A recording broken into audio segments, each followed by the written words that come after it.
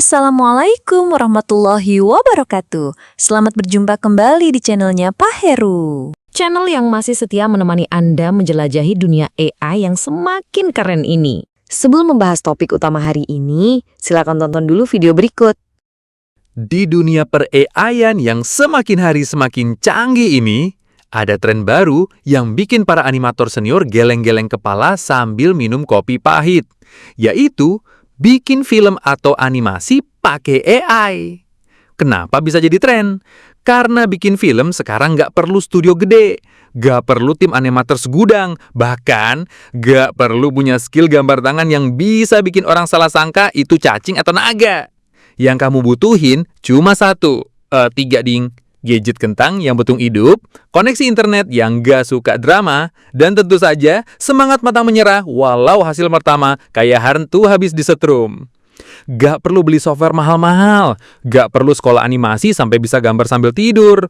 Cukup duduk manis, buka AI, upload gambar atau ketik prompt. Lalu, boom, jadi film. Kadang hasilnya keren, kadang juga ya malah jadi komedi gak disengaja. Jadi, di era AI ini, semua orang bisa jadi sutradara, animator, sekaligus penonton yang sabar lihat rendernya muter 99% selama 2 jam. AI bukan cuma asisten, dia partner kerja, editor, bahkan kadang pengacau skrip. Tapi gak apa-apa, yang penting kreatif. Namun masalahnya, ini dia nih yang sering bikin kepala gatel padahal nggak ada kutunya, yaitu konsistensi. Bukan konsistensi niat atau semangat ya, tapi konsistensi karakter di dalam filmnya. Karena apa? Di adegan pertama karakternya cakep, rapi, matanya 2. Di adegan kedua mendadak jadi agak mirip sepupu Shrek, matanya 3, dan rambutnya ganti warna kayak abis disponsori salon AI. Nah, makanya di video kali ini kita akan bahas tuntas soal konsistensi karakter. Gimana caranya biar si karakter tetap kelihatan sama dari awal sampai akhir. Jadi siap-siap ya, kita akan masuk ke dunia per-AI-an yang penuh ilusi dan mood swing digital. Langkah pertama, yang kadang dianggap sepele tapi sebenarnya paling krusial, yaitu membuat cerita. Kalau kamu punya kemampuan mengarang cerita yang keren, silakan langsung tuangkan idemu. Tapi kalau kamu tipe yang nulis cerpen aja uga stres, tenang, kamu gak sendiri. Karena kita punya sahabat sejati yang gak pernah ngeluh walau disuruh ngetik panjang-panjang. ChatGPT. Setelah masuk halaman ChatGPT, ayo mulai beraksi. Tapi bukan buat curhat ya, tolong. Ini bukan tempat Dear Diary. Kita di sini buat bikin cerita. Langsung aja ketik perintah sakti semacam, ChatGPT, tolong buatkan saya cerita petualangan anak-anak dengan gaya Disney dalam 5 adegan yang lucu dan menyentuh. Nah, tinggal duduk manis dan biarkan si AI bekerja kayak penulis naskah yang baru dapat bonus THR. ChatGPT ini luar biasa loh. Dia bisa nyusung cerita dari awal, tengah, sampai akhir. Gaya ceritanya bisa kamu minta, mau yang lucu, yang bikin nangis, atau yang ala-ala film pemenang Oscar, semua bisa. Nah, setelah ceritanya jadi, dan kita udah senyum-senyum sendiri baca petualangan karakter kita yang epik itu, saatnya masuk ke langkah penting berikutnya, yaitu minta ChatGPT bikin detail karakternya. Dan seperti biasa, ChatGPT akan langsung tancap gas. Dia bakal ngasih kamu deskripsi karakter yang super lengkap, lebih detail dari biodata calon mantu yang dikasih ke orang tua.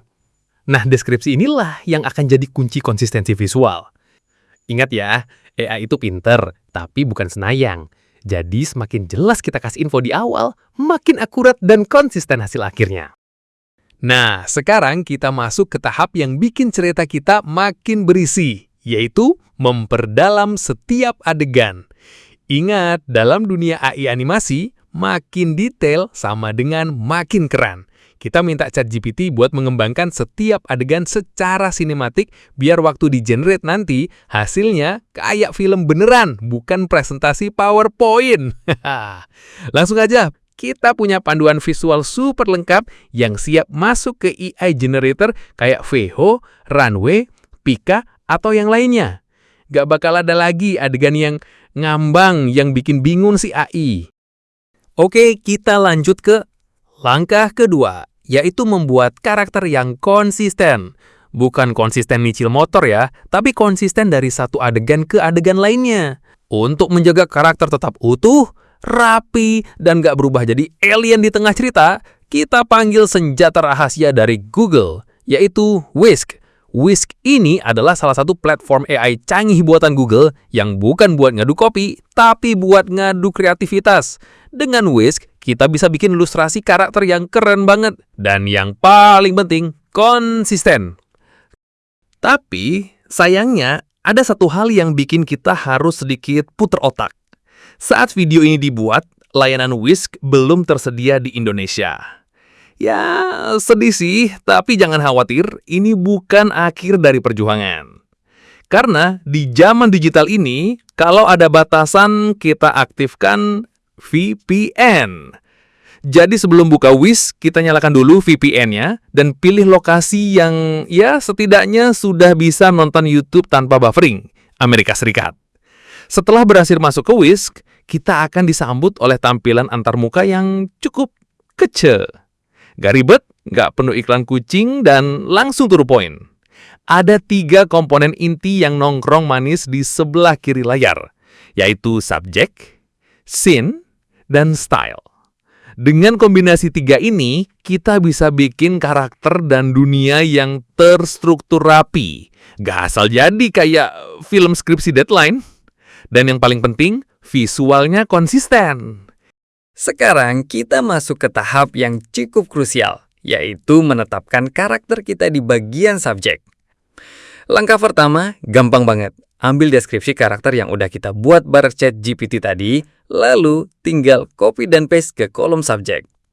Ini akan membuat satu profil karakter lengkap yang akan digunakan sebagai acuan untuk semua adegan. Jadi, karakter kamu akan tetap sama wajahnya, bajunya, bahkan gaya senyumnya dari awal film sampai ending credits. Nah, kalau dalam cerita kamu ada lebih dari satu karakter, kamu tinggal tekan icon plus di bagian subjek untuk menambahkan slot karakter baru. Setiap slot ini bisa kamu isi dengan deskripsi karakter yang berbeda. Semua tertata rapi. Intinya, bagian subjek ini adalah pondasi karakter kita. Jadi, pastikan isi deskripsinya sejelas dan sedetil mungkin. Oke, setelah karakter kita sudah terkunci, sekarang kita lanjut ke bagian berikutnya, scene. Scene ini adalah tempat kita ngatur lokasi dan suasana dari setiap adegan dalam cerita. Disinilah dunia imajinasi kamu jadi nyata, semua bisa kamu atur di sini. Caranya sama seperti tadi. Ambil deskripsi lokasi dan suasana langsung dari ChatGPT yang udah kita minta buat nulis adegan-adegan sebelumnya. Kalau dalam ceritamu ada perpindahan lokasi, kamu tinggal tekan icon plus di bagian scene untuk menambah slot lokasi baru.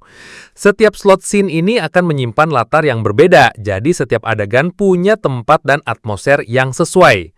Ingat ya, makin detail kamu kasih deskripsi scene-nya, makin sinematik juga hasilnya nanti.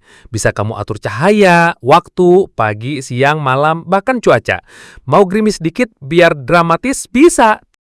Sekarang kita sampai di bagian paling bawah, tapi justru punya peran penting banget, yaitu bagian style. Disinilah kita menentukan estetika visual dari cerita yang kita buat. Ibaratnya kayak milih filter Instagram, tapi buat film animasi. Mau gayanya kartun klasik, gaya Pixar, semi-realistik, atau anime tipis-tipis. Semua bisa kamu atur di sini. Style ini bukan cuma soal gaya gambar, tapi juga soal nuansa cerita. Misalnya, kalau ceritamu tentang petualangan anak di dunia magis, kamu bisa pilih style yang dreamy, penuh cahaya lembut, warna pastel, dan efek-efek yang bikin penonton bilang, wah, ini sih estetik banget.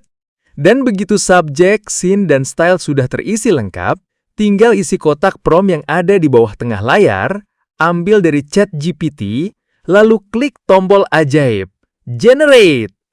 Whisk akan mulai bekerja menghasilkan gambar dari setiap adegan, berdasarkan prompt-prompt yang udah kita susun bareng ChatGPT tadi. Satu demi satu scene akan jadi hidup.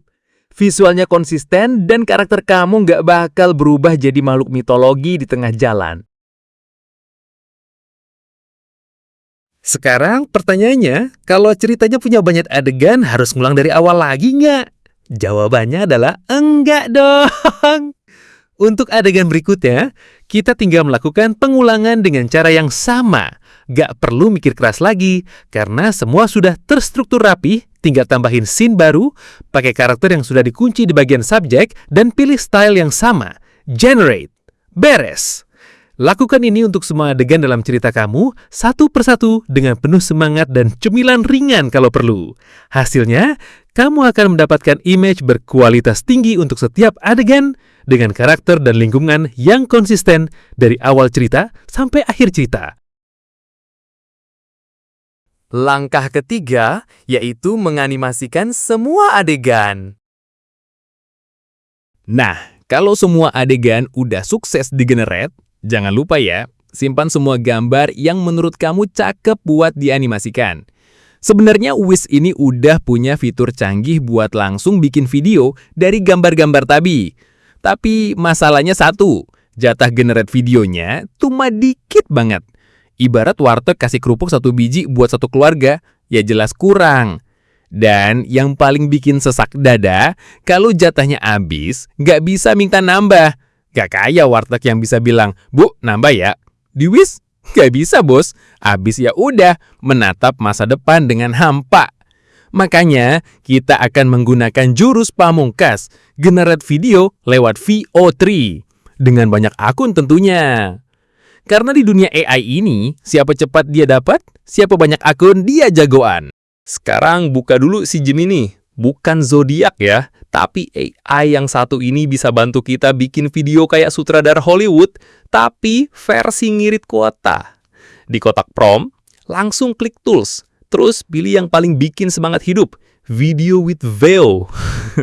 Lanjut, klik add photo, buat upload gambar-gambar yang tadi udah kita simpan dengan penuh harapan dan sedikit panik. Setelah itu, salin tempel aja prompt yang udah kita pakai di Wish. Ya, copy paste aja, jangan sok-sokan nulis ulang, nanti malah typo dan karakternya jadinya dangdut di tengah hutan. Kalau udah lengkap, tinggal klik submit atau generate. Terus tunggu, jangan khawatir. Kalau lama, berarti dia lagi mikir keras. AI juga butuh mikir, bukan cuma kamu yang galau. Dan tada! Nanti muncul hasil video yang bikin kamu merasa seperti editor film Pixar, tapi versi hemat. Nah, setelah satu video berhasil di-generate, jangan buru-buru pensiun jadi editor, karena perjuangan belum selesai. Sekarang tinggal ulangi langkah yang sama untuk setiap gambar yang mewakili tiap adegan. Jadi upload gambar, copy paste prompt, klik generate, tunggu, senyum-senyum sendiri lihat hasilnya, dan ulangi sampai semua adegan selesai. Tapi supaya kalian gak bosen lihat muka saya bolak-balik ngeklik, saya percepat aja ya prosesnya. Sekarang langkah keempat, menggabungkan semua video.